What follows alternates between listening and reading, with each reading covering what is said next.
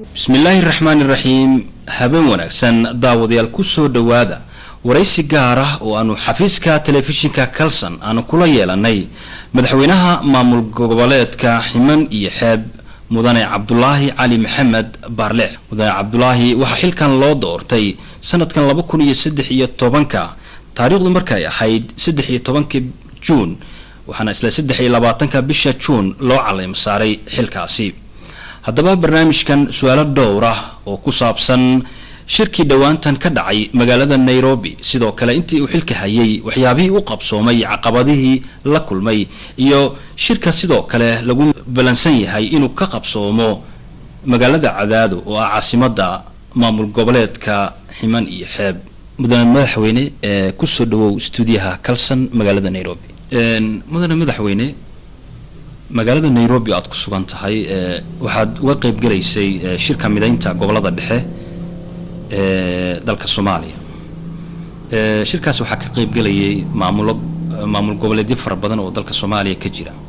waxaan ka xusi karnaa maamul goboleedka Galmudug iyo maamul kale oo iyagana gobolada kale dhexe Soomaaliya ka soo jeeda horta shirkaasi ujeedadiisa iyo sababta keentay in Nairobi lagu qabtaa maxay tahay waa maadsantahay shirkan hadda ka dhawaajiso 23 Oktoobar lagu qabtay Nairobi waa shir in muddo laga shaqeynayay wuxuuna daba socdaa shirkii gobashii aan iclaaminay barigii markaan doorashada ku guuleystay aan u iclaaminay inaan arinta gobolada dhexe aan gali doono arintaas waxa naga saaran mas'uuliyad weyn hadii aan nahay bulshadeynta Ximan iyo Xeeb iyo waliba qaasatan maamulka tii anagoo waliba daba socono ka amba qaadayna ayaan mar walba waxaan kala hadli jirnay dawladda federaalka in arrimaha gobolada dhexe caalamkana loo soo jeediyo dawladana ay arrimahaas si fiican wax uga qabato shirku waa shir bilow ah waxaan dareensanahay ummado badan oo gobolada dhexe degan inaysan ka soo qayb galin ay ka maqnaayeen dad badan ay ka soo qayb galeen aniga shakhsi ahaan iyo mas'uuliyiinta waliba ila socotay maamulka Ximan iyo Xeeb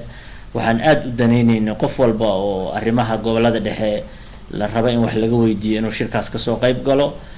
ma aysa dhicin duruufo jira awgood qaar duruufo ayaga haystay qaarna de kulay asbaabihii kulay waa waxaan wax iska weydiin doono hadii markaan gudaha ku noqono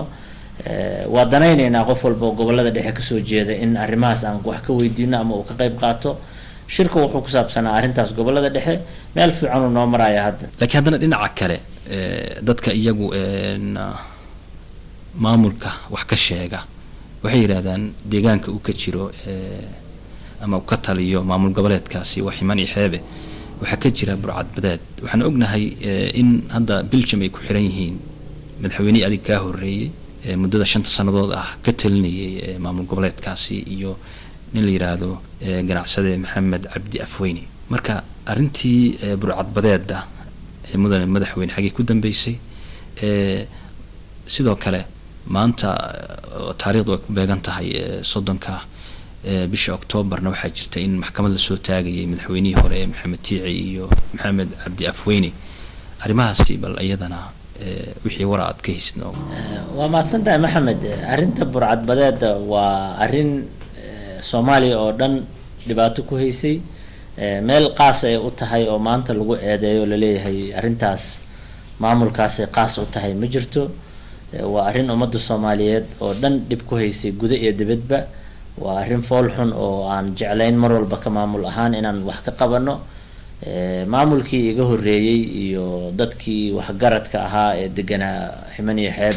waxay u istaageen inay arintaas wax ka qabtaan waxa kala shaqeeyay dawladii hore ku meel gaarka ahayd oo Sheekh Shariif hogaanku u hayay waxa ka qayb qaatay Maxamed Afweyne oo dad badan dhalinyaro badan oo burcada ka soo saaray badda madaxweyne Tiici qeyr Allah siiyo oo asagana shaqo badan ka qabtay ka soo saaristii dhalinyarada sidii badda looga soo saari lahaa